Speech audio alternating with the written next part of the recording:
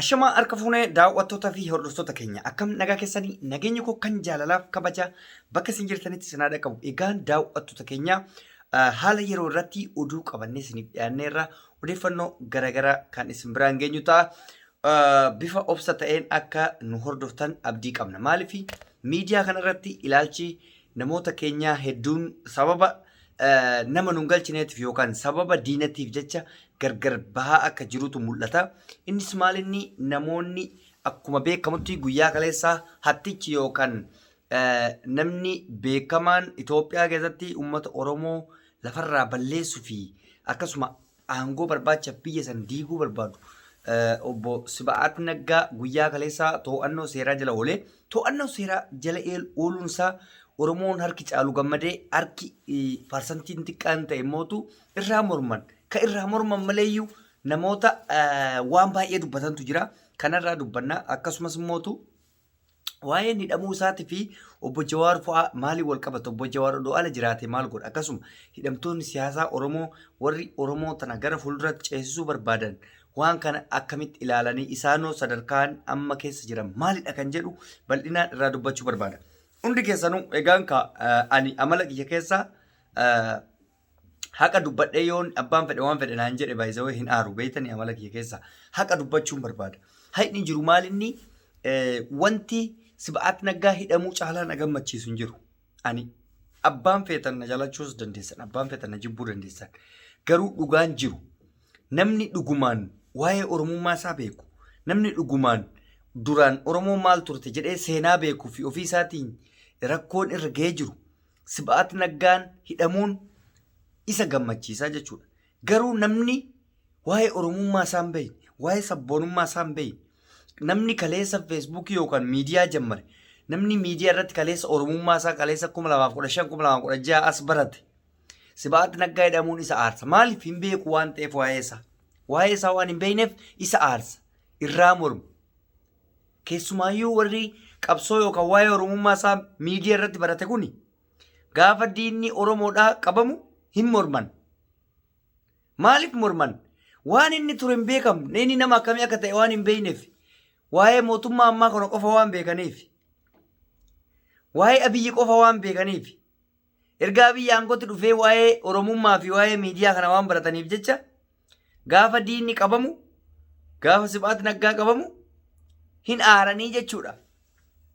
Ta'uun qabu Oromoo taata taanaan qabsaa gameessa taata taanaan sabboonaa taata taanaan Oromummaa kee gaafa biyya jirtu beeyta taanaan Subhat Nagaa qabamuu qofa osoo hin taane osoo akkatti orarraafamee gaariidha ture. Wanni inni Oromoo godhe guddaa waan ta'eef har'a odoo Jawaar mootummaa ta'e jara tana dhiisu inda'uma biyyi nuun tuyneeyyu maaliif beeyte warri ari'ee maqaletti isaan galcheef Jawaar Muhammad fa'a maaliif galchan? Hammeenya isaan kaleessa Oromoo irratti godhantu cimaa ture, hamaa ture. Abbaa Isaayyee, Subhat Nagaa, Geetaachoo Asaffaa, Geetaachoo Raddaa fi kanneen isa fakkaatan hedduun warra Oromoo balleessuudhaaf hojii guddaa hojjetaa turanidha. Abiyyi aangoodhaaf jedhee miti kan isaan akkas gochaa jiru. Ofii Abiyyi kabajaa tureeyyu. Akkamitti kabajaa ture? Kaleessa hojii hojjetaa turan. Kaleessa warra harka tokkorraa nyaataa ture. Warra isaaniif ergamaa turan. Kabajaan osoo hidhatti isaan hin galchine deemaa biyya keessanitti galaa makiinaa hundi bitamee fi didanii ofii isaaniitti biyya galan. Gaafa aangoo gadhiisan wallaahi Abiyyi kabajaa guddaa godheefii ture. Makiinaa bitee fi mana kennee fi jiraadhaa jennaan didanii gatanii biyya keenyatti gallaa jedhan. Isaan maaliif biyyatti galuu yaadan? Deebi'anii biyya tana weeraruuf humna ijaaratanii.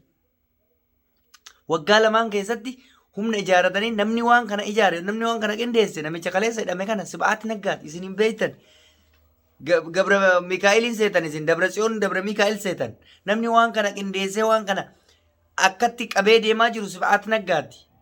Jaarsaa jettan isin inumaan tuffattan kun jaarsi maal gochuu danda'a waggaa fixatee maal jettan namni garuu waan kana gochaa jiru isa.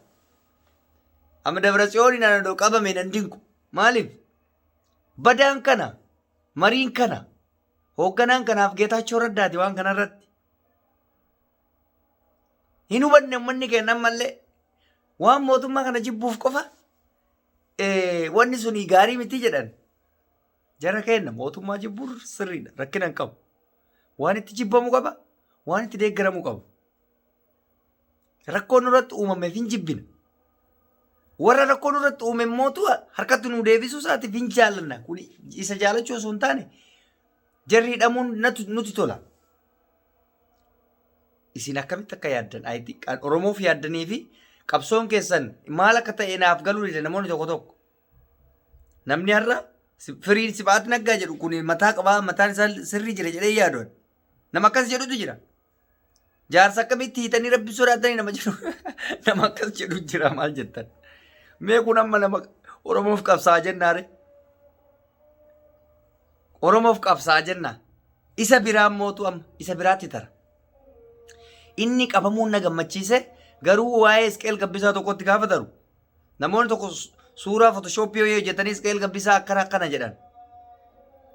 Osoo suura yoo hojii ka'e maal rakkoo qaba Isqeel Gabbisaa illee yoo taate immoo asumatti deebine. Suura yoo hojii ka'e maal rakkoo qaba. In kaane garuu Photoshopidha. Maqaa xureessoo akkanaa kana hin jaalanne allaan. Mormii turrallee warra biyya bulchurrallee. Maqaa wal xureessuu wanni jedhamu wayii inuma hin jaalannu. Mootummas ta'e warra mormu. Fakkeenyaaf amma warri mootummaa galeessa waa'ee Isqeel Gabbisaa haasaa turan. Waan hin fakkaanne fakkeessanii odeessaa turan. Isqeel Gabbisaa jaraa walitti dhufeenya qabaachuu danda'a.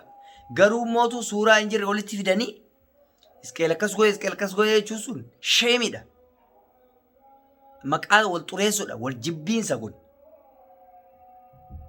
Hojii isin hojjettan irratti haala wasaaleen waan isin balleessan irratti isin qabnan ani kaayyoon kiyya nama akkanaati ilaala. Kanaaf yaa ummata keenya Abiyyi kan Subhat Nagaa fa'aa qabuu danda'eef yookaan isaan hidhuuf dirqameef hojii isaan kaleessa hojjetanii fi wanta har'a isaan biyyatti yaadantu hamaa waan ta'eef Jawaarin fa'aa hoo gaafa jennee deebine. Jawaar fa'aa maaliif hidhe jennee gaafa deebine. Jawaar fa'aa badii qabaataniiti miti.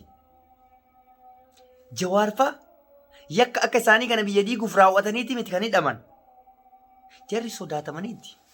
Sodaatamaniiti. Maal jechuudha kana jechuun akka uummanni Oromoo osoo hin taane uummanni Itoophiyaa jaalatu waan beekuuf aangoo kan harka kootii fuudhuu danda'a.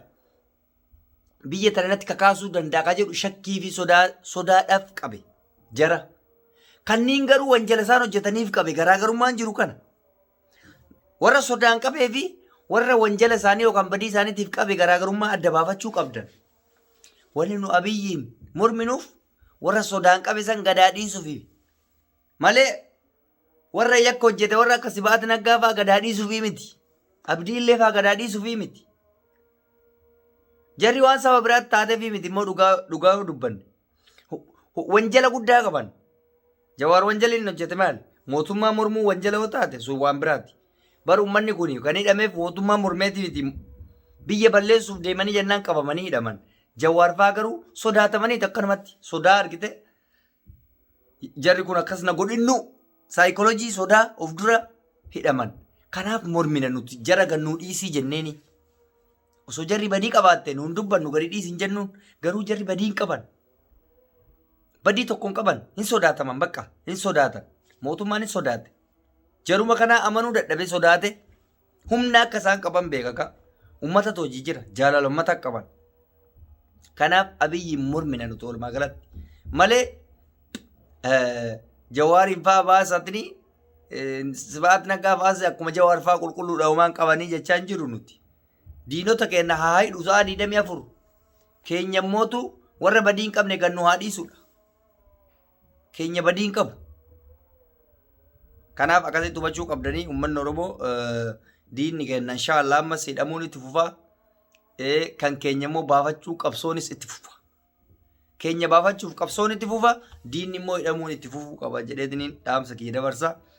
Abiyyi Ahmad hayyoota Oromoodha osoo gadhiise daran kana caalatti jaalatama. Hayyoota Oromoo sodaattee hiite san badii tokko akka isaan hin qabne sirriitti bareechitee beekta waan ta'eef akka gannuu dhiistu kabajaan si gaafanna. Kana jechuun immoo wal kadhachuu osoo hin ta'in namni cubbuudhaan hidhamuun waan hin barbaachifneef dubbataa jirra. hayyoonni kenna cubbuudhaan hidhaman waa tokko osoo hin balleessin hidhaman waan Oromoo fi Oromummaadhaaf qabsaaniif qofa hidhaman malee warra biyya diiguuf deemuu miti. Biyya san ijaaruu barbaadanii si caalatti biyya san ijaaruu warra barbaadudha jarri. Akkasitti beekuu qabdanii egaan daawwattoota hordoftoota keenya odeeffannoon gaggabaabaan nuti qabnu kana fakkaata. Hamma xumuraatti nu hordofuu keessaniif galatooma isin jaalladha isin kabajaa fayyaa nu ta'a.